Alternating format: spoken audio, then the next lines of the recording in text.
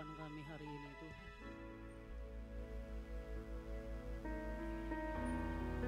Roh Kudus, jamah kami.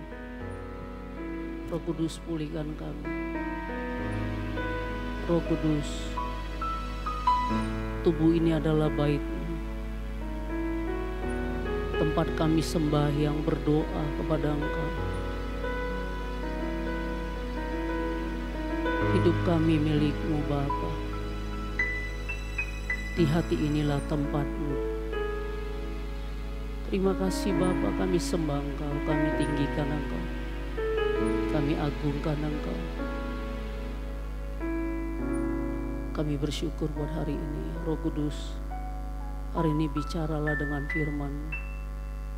Roh Kudus, pulihkan kami, insapkan kami, tolong kami untuk kami bisa ngerti firman-Mu sepenuhnya, sehingga kami boleh menjadi penurut-penurut akan firman Allah. Terima kasih Tuhan, urapi hamba-Mu. Tidak ada yang lain ditinggikan di tempat ini kecuali nama Yesus, yang atas namanya setiap lutut akan bertelut dan semua lidah akan mengaku Yesus adalah Tuhan. Terima kasih Bapa, bicaralah di dalam nama Yesus. Kami doa dan ucap syukur. Amin. Ya, terima kasih buat seluruh tim PW yang sudah melayani dengan begitu luar biasa.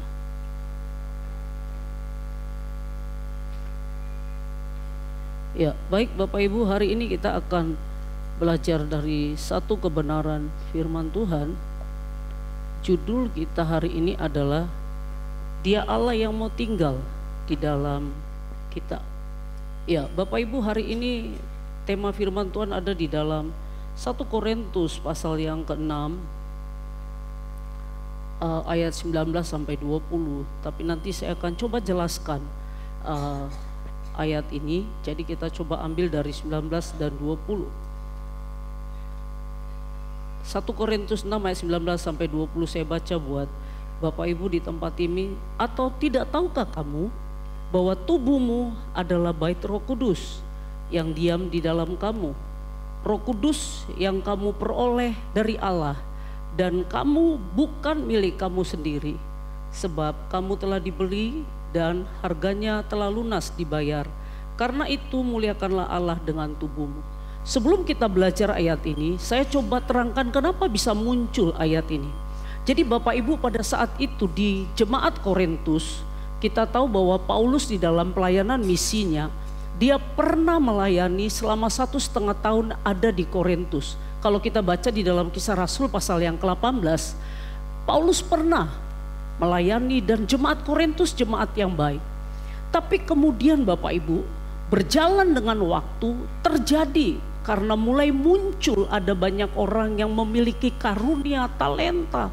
Mulai muncul satu pemikiran-pemikiran, ada orang-orang yang mencoba memprovokasi. Mereka berkata begini, manusia itu punya tubuh. Nah, tubuh ini jemaat Korintus pernah berpikirnya begitu. Tubuh ini dia prinsipnya adalah daging. Karena dia daging, dia harus dipuaskan. Jadi kalau daging, kalau saya lapar kasih makan, kalau saya haus kasih minum. Nah, bukan hanya sampai di situ, tapi mereka bilang begini, kalau dia butuh seks, kasih seksnya gitu loh. Terlepas itu salah atau benar, nggak masalah, karena itu kebutuhan tubuh. Dan nanti tubuh ini, mereka punya konsep seperti itu. Tubuh ini nanti akan fana. Tubuh ini nanti akan kembali kepada debu. Dia nggak akan kembali kepada pencipta. Sebabnya selama masih hidup, puaskan saja daging ini. Kira-kira begitu. Sebabnya saya akan coba baca dari beberapa supaya kita mengerti latar belakangnya. Di ayat yang ke-15, Paulus bilang sampai berapa kali, ada kalimat tidak tahukah kamu, ayat yang ke-15 saya akan baca. Kisah Rasul 6 ayat 15. Tidak tahukah kamu bahwa tubuhmu adalah anggota Kristus? Akan kuambilkah anggota Kristus untuk menyerahkannya kepada percabulan? sekali-kali tidak. Jadi mereka sampai melakukan percabulan, dan percabulan itu dianggap biasa. Saya berharap gereja jangan sampai kehilangan kekudusan. Gereja kadang-kadang sudah mulai kompromi dengan banyak hal, seperti jemaat di Korintus di ayat yang ke-16. Atau tidak tahukah kamu bahwa siapa yang mengikatkan dirinya pada perempuan cabul menjadi satu tubuh dengan dia? Sebab demikianlah kata Nas, keduanya akan menjadi satu daging. Jadi mereka pikir kalau tubuh ini butuh daging, karena dia daging, kalau dia mau bercabul, cabul aja. Kalau mau melakukan seks bebas, lakukan aja. Karena itu adalah kebutuhan tubuh, sama kayak makan kata mereka, sama kayak minum. Tapi di ayat yang ke-12, segala kata Paulus bilang gini, segala sesuatu halal bagiku tetapi bukan semuanya berguna. Segala sesuatu halal bagiku tetapi aku tidak membiarkan diriku diperhamba oleh satu apapun. Jadi Paulus bilang begini, oke, semuanya halal, semuanya boleh. Tapi Paulus bilang, hati-hati kalau sampai percabulan, kenajisan, perjinahan, dan itu membuat kita diperhamba. Nah, jemaat Korintus tidak sadar, mungkin kita juga sering berkata seperti itu. Kita tidak sadar bahwa kalau terus kita memenuhi kebutuhan daging, kita terus hidup di dalam dosa, padahal tubuh ini adalah tempat Roh Kudus tinggal, itu akan mempengaruhi keberadaan jiwa kita. Jiwa kita adalah yang terdiri dari pikiran, perasaan, dan kehendak. Saya mau katakan bahwa kita adalah manusia roh, kata Alkitab. Kita ini adalah berasal dari roh Allah. Kita punya jiwa. Jiwa ini adalah pikiran, perasaan, dan kehendak. Tinggal di dalam tubuh. Roh dan jiwa saya tinggal di dalam tubuh ini. Sebabnya tubuh kalau terus kita menjadi hamba dari budak dosa, budak percabulan, budak kenajisan, perjinahan, bahkan di situ nanti kita baca di ayat 13-14, kikir, pemfitnah, iri hati. Kalau Bapak Ibu baca, jemaat di Korintus mulai jemaat yang suka merugikan hidup orang lain. Mereka jemaat yang sangat hidup dalam kenajisan, sampai ada kikir, sombong, fitnah, bahkan sampai penghakiman. Nah, saya mau bilang apa yang dipesankan oleh jemaat di Korintus, saya mau bilang ini sangat relevan dengan gereja dan keberadaannya sekarang. Tanpa disadar banyak orang merasa bahwa gereja sekarang itu abu-abu, nggak jelas di mana posisinya, abu-abu. Dan hari ini Paulus bilang sama kita di dalam 1 Korintus yang menjadi tema kita 6, pasal 6 ayat 19 dan 20, supaya kita tidak diperhamba olehnya. Dikatakan ingat satu hal, bahwa tubuh kita ini adalah tempat Roh Kudus. Saya baca dari versi New America Standard, dia bilang begini, tubuh, kalau dalam bahasa bahasa Indonesia ini dikatakan tubuhmu adalah bait suci. Tapi kalau dalam NAS dia bilang tubuhmu adalah kuil. Saya mau coba baca di dalam Kamus Besar Bahasa Indonesia, kuil itu adalah tempat sembahyang. Kuil itu adalah tempat berdoa. Kuil itu adalah tempat di mana kita mengalami satu keintiman dengan Tuhan. Dan tubuh kita ini bukan untuk menjadi budak dosa. Tubuh kita ini adalah kuil, tempat sembahyang, tempat Tuhan tinggal. Bayangin kalau tempat sembahyang ini, kalau dalam PL bicara tentang bait suci, itu tetap bicara tentang bangunan. Tapi di dalam PB Perjanjian Baru bicara tentang bait suci, itu adalah Bapak Ibu dan saya. Tubuh kita ini adalah bait suci, tempat Roh Kudus tinggal. Jadi kita udah tahu latar belakangnya. Ada satu konsep, ada satu pemikiran yang mulai bergeser, yang tadinya jemaat Korintus, jemaat yang mengasihi Allah, tapi selanjutnya mereka berkompromi. Apa yang bisa kita lihat? Yang pertama, tubuhmu adalah bait Roh Kudus yang diam di dalam kamu. Artinya Bapak Ibu, pada saat Tuhan menciptakan manusia, pertama sekali Tuhan menciptakan manusia berbeda dengan yang lain. Bukan, jangan kita cuma berpikir ya manusia itu punya berpikir, binatang enggak sampai di situ Bapak Ibu.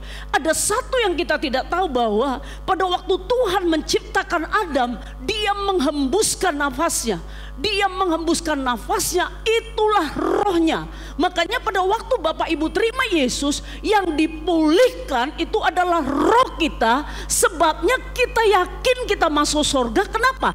Karena roh itu memang dari awal milik Allah. Tapi kemudian karena keberdosaan manusia diusir dari Taman Eden. Dan pada waktu kita terima Yesus, roh itu kembali. Dan itulah yang membuat kita yakin kita masuk surga. Tapi kita punya tubuh yang terus menerus kita perlu jaga sampai Yesus datang. Kita punya jiwa, yaitu perasaan, keinginan dan kehendak, pikiran kita. Dan itu perlu kita rawat. Jangan salah, jangan berpikir Bapak Ibu yang penting masuk surga, dan kita berpikir hidup kita semaunya kita seperti jemaat di Korintus. Alkitab katakan tubuhmu bait Roh Kudus yang diam di dalam kamu. Pada waktu kita terima Yesus sebagai Tuhan dan Juru Selamat, roh itu tinggal di dalam kita. Dia ada di dalam kita, dia bergerak di dalam kita. Yang membuat saya bisa taat, yang membuat saya bisa jaga kekudusan, yang bisa membuat saya menghormati tubuh ini. Saya nggak bisa dengan daging saya, karena sifat daging dosa. Kalau saya cubit daging saya sakit. Kalau dipeluk ada sesuatu yang keluar. Ada satu perasaan, ada mungkin apapun. Tapi saya mau katakan Bapak Ibu, tubuh ini nanti dia akan kembali. Tapi ada yang akan kita kembali kepada sorga, yaitu roh kita. Tubuh ini akan kembali kepada asalnya. Dikatakan, atau tidak tahukah kamu bahwa tubuhmu adalah bait Roh Kudus diam di dalam kita. Semua orang yang udah percaya Yesus, Roh Kudus tinggal di dalam kita. Dia bergerak di dalam kita. Kita bisa taat, kita bisa berkata tidak kepada dosa. Kalau Yusuf dia bisa mengalahkan dosa, dia bisa tidak berkata tidak kepada Potifar untuk melakukan perzinahan. Hal yang sama, roh yang sama, dia sudah mati di atas Kalvari. Waktu dia pergi kepada Bapa, roh itu ditaruh di dalam kita, sehingga kita bisa berkata tidak kepada dosa dan berkata ya atas semua panggilan Allah. Hari ini Bapak Ibu, tubuhmu adalah bait Roh Kudus. Tadi saya katakan, saya suka dengan kata-kata tubuhmu adalah tempel. Tempel itu adalah kuil, tempat sembahyang, tempat kita mengalami intim dekat dengan Tuhan, tempat kita berdoa. Bayangin kalau hidup saya hari demi hari, saya cuma jadi hamba, budak dosa, berzina, melakukan kenajisan, pikiran cabul, otak cabul, kikir, memfitnah, menggosip. Saya nggak bisa ngebayangi bagaimana intimasi kita dengan Tuhan. Saya nggak tahu apa kita bisa dekat dengan Tuhan kalau kita terus, saya percaya Roh Kudus semua yang lakukan. Tapi saya mau katakan ada bagian di mana Tuhan harus minta kita melakukan yang perlu kita jaga. Tubuhmu adalah bait Roh Kudus tinggal. Roh Kudus yang hebat itu ada di dalam kita. Selanjutnya Bapak Ibu, kita baca 1 Tesalonika 4 ayat 7-8. Yuk, 2 iya.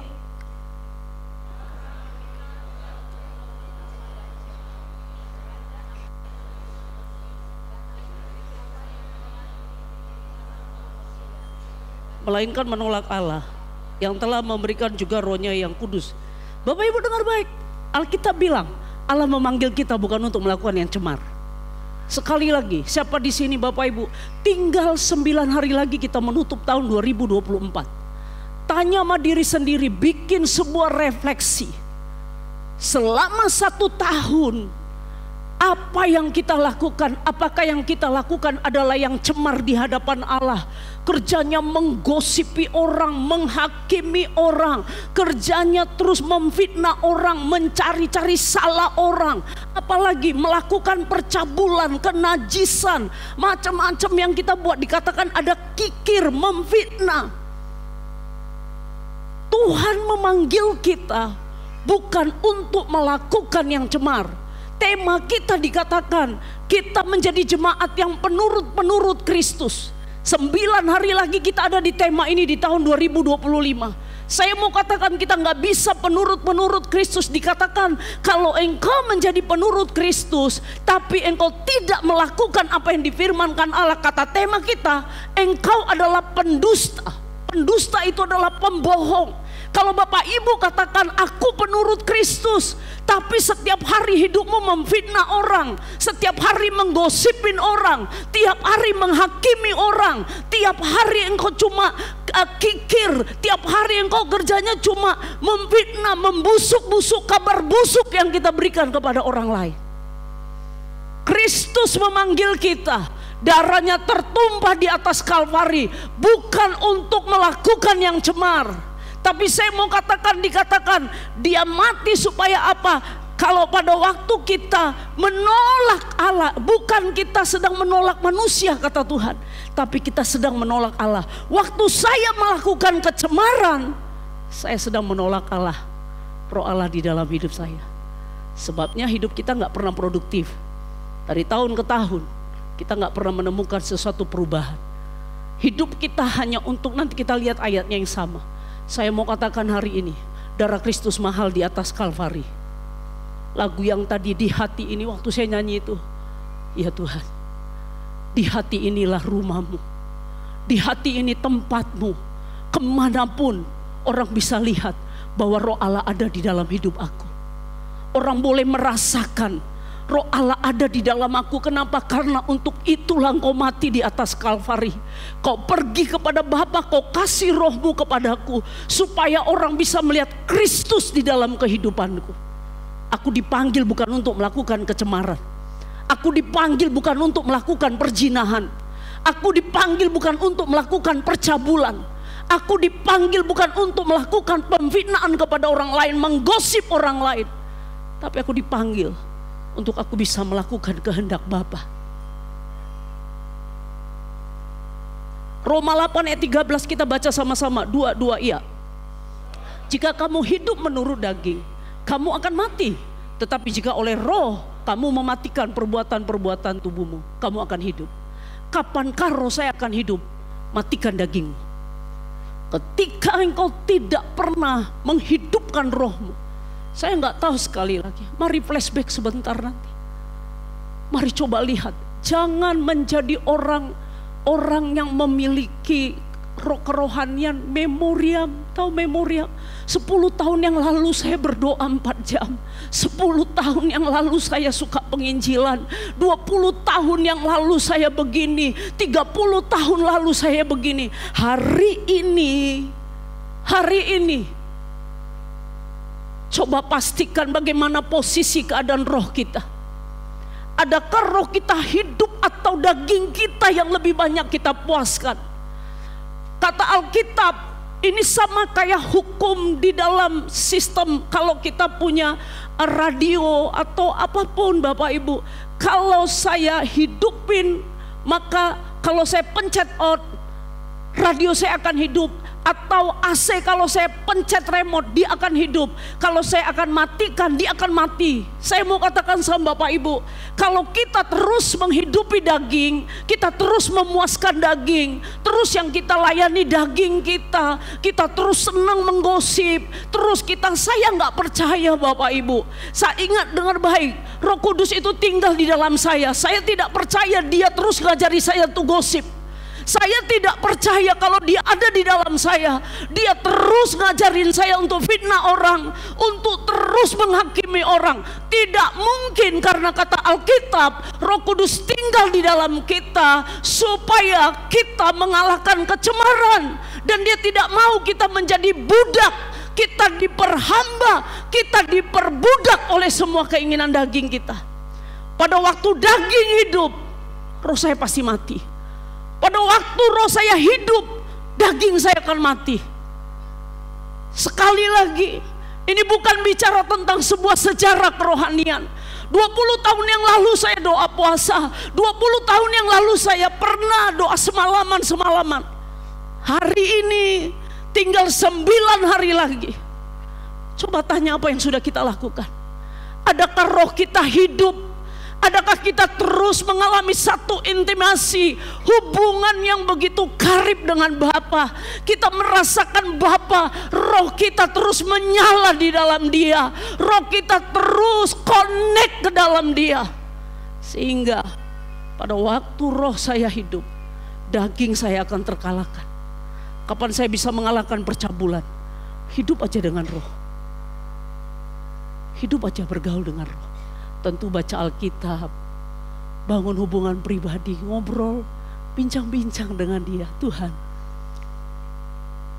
apa yang perlu aku koreksi dalam hidup aku? Tadi pagi pada waktu saya coba tenang dalam hadirat Allah, saya bilang sama Tuhan, Tuhan, tinggal 9 hari lagi aku akan menutup tahun ini. Kira-kira Tuhan ngobrol sama aku, bicara sama aku. Apa yang perlu aku perbaiki di tahun 2025? Apa banyak ganjalan apa? Beresin, bicara sama aku. Supaya apa? Bapak Ibu, supaya ini. Filipi pasal yang ketiga 13-14. Saya buat di situ ada seorang para pelari-pelari. Dikatakan begini, kalau saudara, saya terus hidup di dalam daging melakukan kecemaran, terus melakukan kecemaran, hidup tubuh saya ini akan berat. Dia akan susah untuk mendengar apa yang Tuhan mau, karena yang kupuaskan terus daging. Aku nggak ngerti di mana aku harus melakukan kehendak Bapa.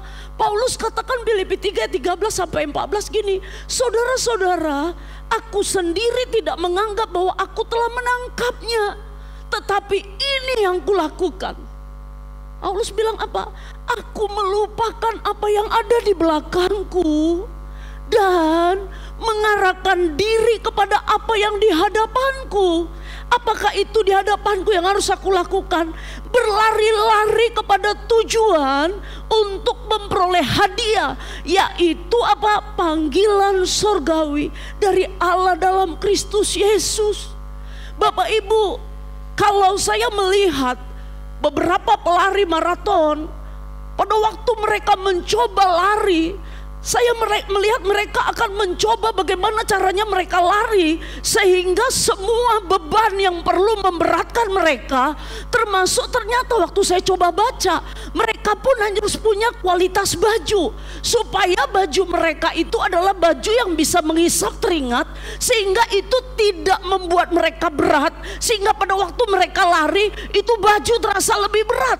Diusahakan semua lebih ringan, sehingga pada waktu mereka lari, mereka bisa lari lebih kencang. Mereka pastikan sepatu mereka pun adalah sepatu yang gampang, sehingga semuanya bisa membuat mereka lari lebih kencang. Bapak Ibu tahu nggak satu hal? Kenapa kadang-kadang kita nggak bisa lari lebih kencang? Kenapa kadang-kadang kita bisa jatuh bangun, jatuh bangun, jatuh bangun? Karena memang terlalu banyak yang membebani kita. Paulus bilang, aku berlari dan larinya kita jelas ada yang mau kita tuju. Dalam bukunya Rick Warren, The Purpose Driven Life, dia bilang begini, salah satu orang yang paling sulit untuk diganggu atau diubahkan kehidupannya, artinya yang gak gampang berubah adalah apa? Orang yang memiliki tujuan, dia tahu hidup buat apa. Orang yang begitu gak gampang lemah apapun yang terjadi dalam hidupnya.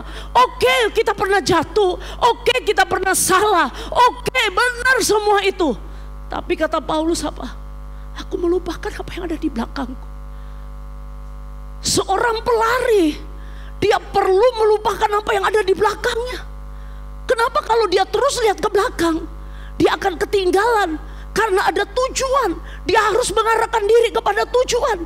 Saya mau katakan pada waktu dia lari kepada tujuan, kalau ini jadi tujuannya, ada bisa hambatan, ada penonton, bisa misalnya kalau, tapi mereka nggak pernah peduli dengan itu.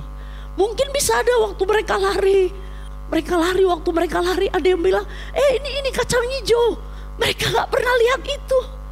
Kacang hijau diambil sebentar makan, terus dibilang ini es, sirup diminum, nggak pernah. Mereka akan terus lari. Mereka akan terus lari. Mungkin pada waktu kita lari, ada gangguan, ada iblis mungkin, atau diri kita sendiri yang menuduh, mencoba menarik kita. Lu tahu nggak masa lalu lu? Mana mungkin lu bisa lari cepat? Mana mungkin lu bisa mencapai tujuan Allah? Mana mungkin lu bisa pada panggilan Allah? Kamu tahu hidup kamu itu kotor, kamu itu najis, kamu pernah melakukan ini. Tapi saya mau katakan, lupakan apa yang pernah ada di belakangmu. Bukan meniadakan. Katakan nama iblis, iya benar, aku pernah ada di situ. Iya benar, aku pernah jatuh di situ. Iya benar, aku pernah gagal di situ. Tapi hidupku bukan hidup aku lagi. Aku udah dikuduskan, aku udah disucikan, aku udah diampuni. Dan sekarang roh Allah ada dalam aku. Aku ada untuk apa? Melakukan kehendak Bapa. Tujuan aku adalah untuk apa? Menyelesaikan panggilan yang diberi Bapa dalam hidup aku. Gak akan pernah menyerah. Kalau kita tahu roh itu ada dalam kita. 9 hari lagi, saya yakin jemaat ini, kalau tema kita menjadi penurut-penurut Kristus, saya mau katakan, hidupkan rohmu. Menjadi penurut Kristus ada harga yang harus dibayar. Menjadi penurut Kristus, engkau harus rela mengampuni sekalipun orang itu menyakiti engkau.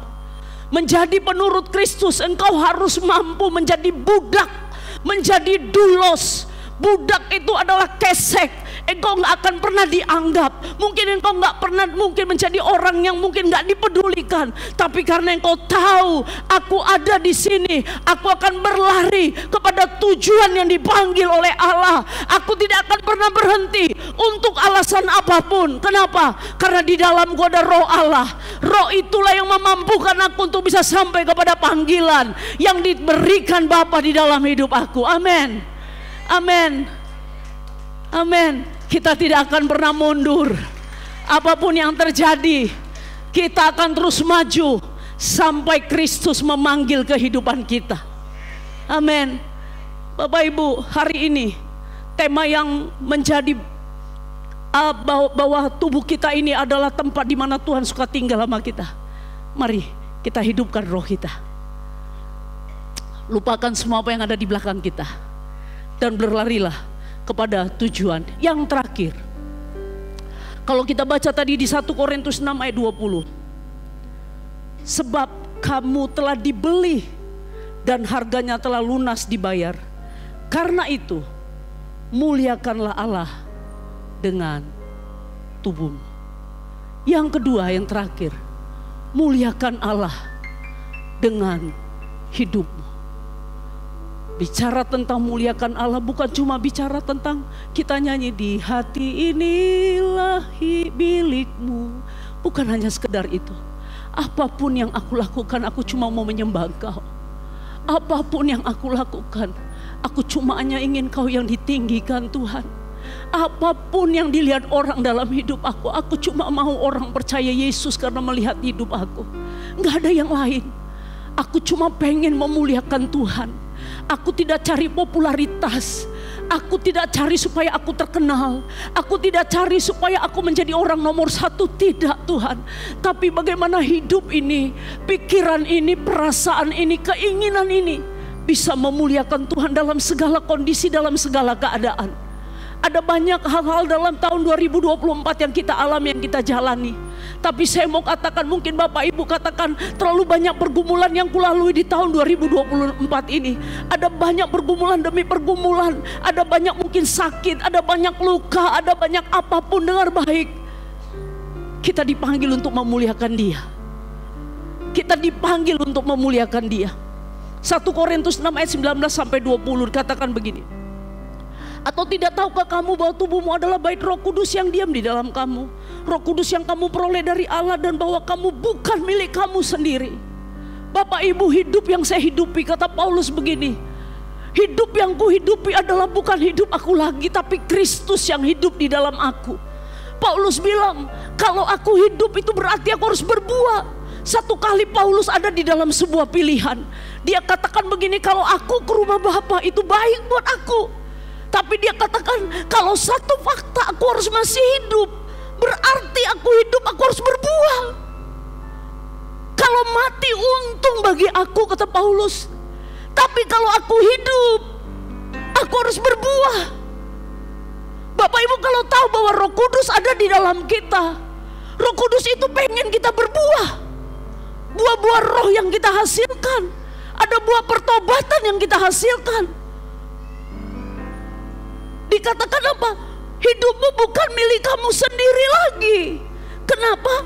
Sebab kamu telah dibeli dan harganya telah lunas dibayar. Karena itu muliakanlah Allah dengan tubuhmu. Kristus mati di atas Kalvari. Dia berikan dirinya. Dia mati buat kita. Ditanggungnya kelemahan kita. Dia ada di tempat terkutuk yang seharusnya saya yang harusnya terkutuk. Dia ada di tempat di mana dia seharusnya tidak di situ. Diberikan dirinya untuk saya. Pada waktu saya terima Yesus, Roh itu ada pada saya. Ingat, kalau engkau masih hidup, hidupmu bukan milikmu lagi, tapi Kristus. Sebab itu, hari ini saya mau katakan, pilihlah untuk berbuah. Pilihlah untuk berbuah. Apapun itu keadaanmu, muliakan Allah dengan tubuhmu. Mungkin kau bilang tahun 2024 ini banyak sekali pergumulan. Ini udah mau tutup tahun tapi tetap Tuhan belum jawab doa. Muliakan Allah dengan tubuhmu. Saya akan tutup dengan satu kisah. Semua orang pasti inilah kisahnya baru di tanggal 20 November tahun 2024. Ada yang tahu kisah ini mungkin udah baca. Ini kisah pisang yang ditaruh label. Bapak Ibu, ini pisang biasa yang biasa kita makan.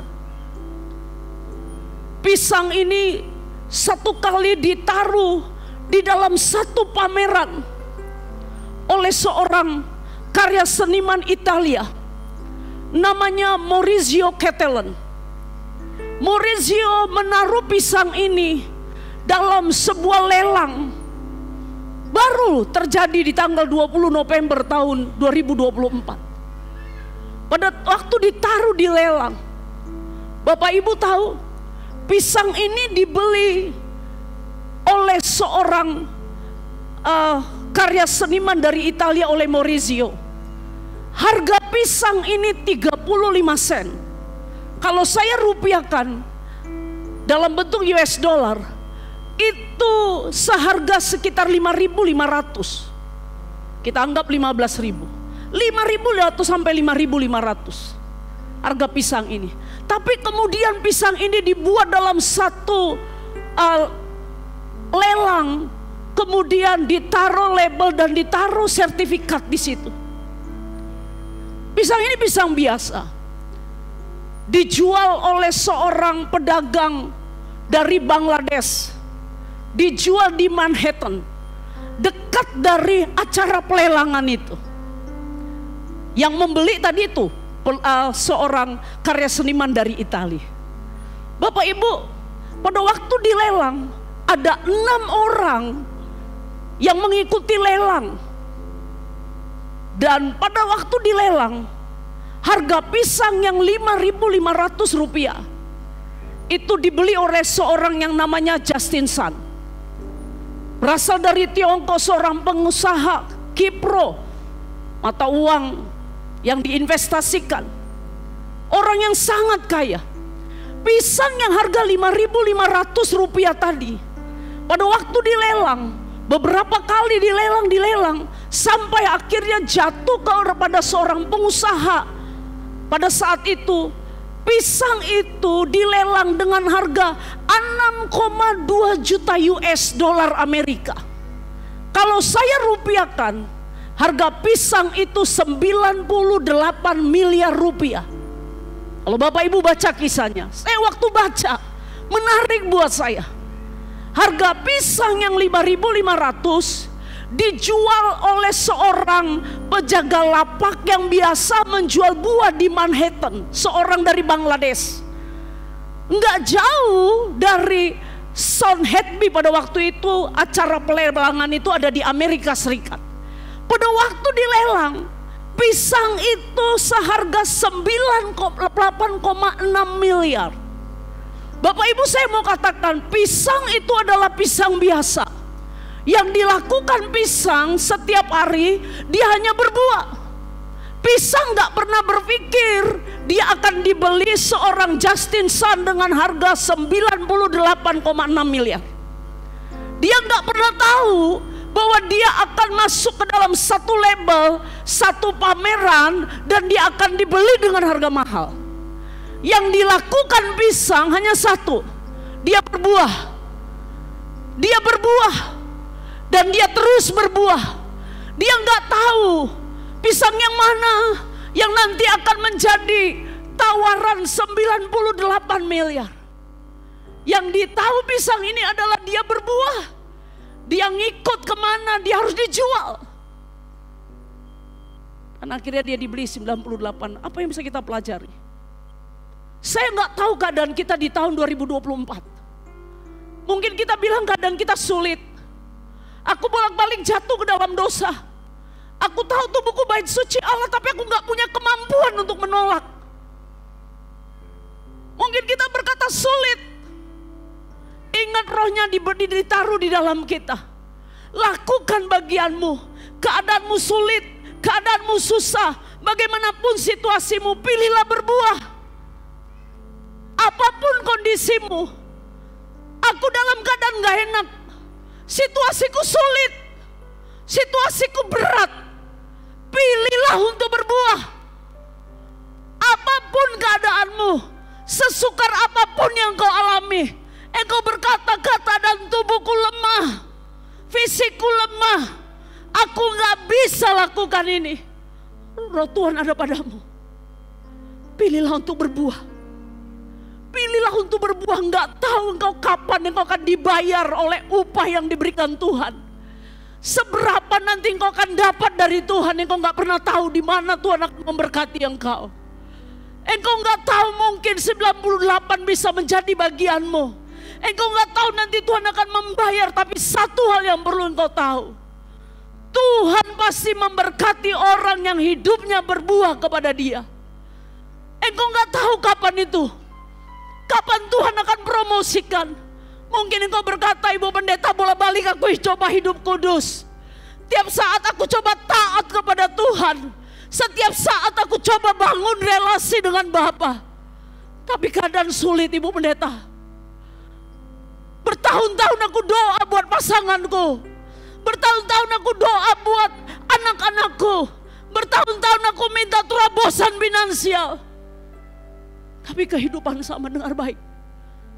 Pilihlah hari ini untuk tetap berbuah. Karena engkau gak tahu mana nanti akan Tuhan bayar engkau. Engkau gak akan pernah tahu. Bagianmu adalah pilihlah untuk berbuah. Karena roh yang ada di dalammu itu suka melihat engkau berbuah. Pilihlah untuk berbuah, amin. Pilihlah untuk berbuah, amin. Apapun itu, kesulitan apapun hari ini, pilihlah untuk berbuah. Satu hari kelak engkau akan kagum, Tuhan akan menaruh engkau kepada satu pameran di mana dunia akan berkata, sungguh orang ini adalah anak Allah. Di dalam dirinya ada Tuhan yang hebat. Di dalam dirinya ada Tuhan yang luar biasa. Dan saya percaya jemaat ini akan menjadi jemaat yang luar biasa. Yang berbahagia adalah mereka yang mendengar dan melakukan firman Allah. Mari kita bangkit berdiri, kita berdoa. Kita angkat pujian tadi. Di hati inilah rumahmu. Di hati inilah tempatmu Tuhan. Di hati ini cuma Engkau Bapa. Dimanapun aku berada, apapun yang aku lakukan, hari ini aku mau memutuskan, aku mau memilih untuk berbuah. Aku mau untuk memilih berbuah. Karena roh itulah yang mau. Roh itulah yang memampukan aku.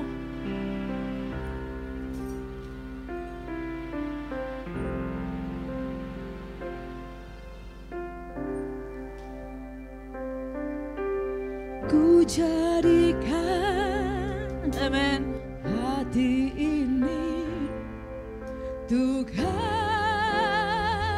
diaman. Apapun keadaanmu, sembah Dia, sembah Dia.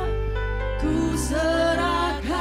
Apapun kondisimu, muliakan Dia dengan tubuhmu.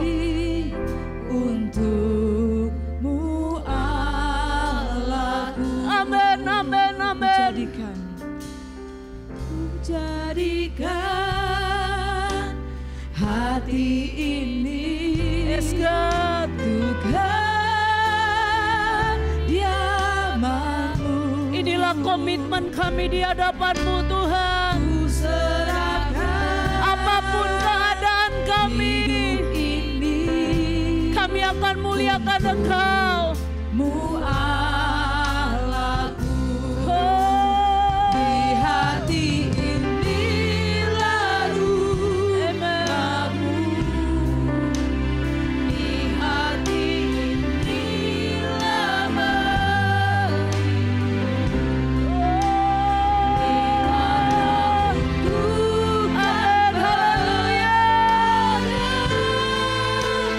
senantiasa Kau katakan di hati ini, oh, selamanya Tuhan.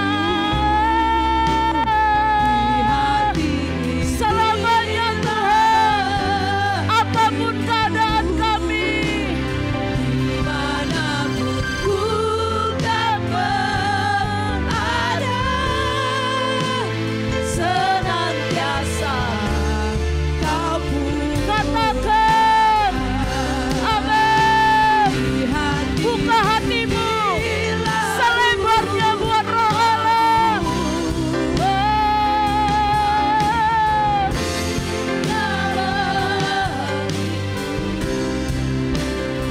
dimanapun ku kan berada, senantiasa Kau ada. Bapak Ibu, Paulus katakan tadi, aku berlari, aku melupakan apa yang ada di belakangku dan aku berlari kepada tujuan. Apa yang selama ini memberatkan hidupmu sehingga engkau sulit untuk berbuah memuliakan Bapa yang di sorga. Di dalam dirimu ada Roh Allah. Kalau engkau pernah salah, pernah gagal, jangan hakimi dirimu. Jangan hukum dirimu karena Kristus sudah mati. Dia menanggung semua kelemahanmu, kegagalanmu. Kalau engkau mau melalui tahun 2025 dan engkau mau menjadi penurut-penurut Kristus, engkau gak bisa lakukan dengan kekuatanmu.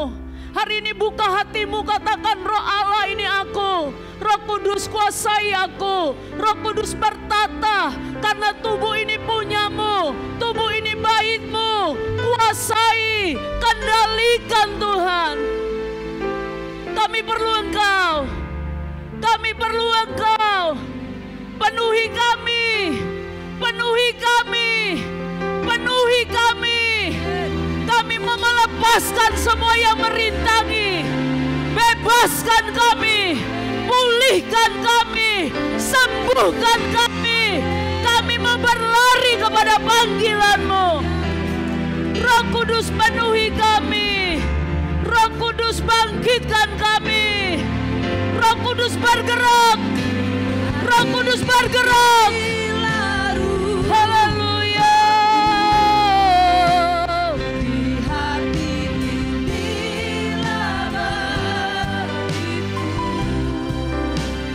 dimanapun ku kan berada, senantiasa Kau di hati ini.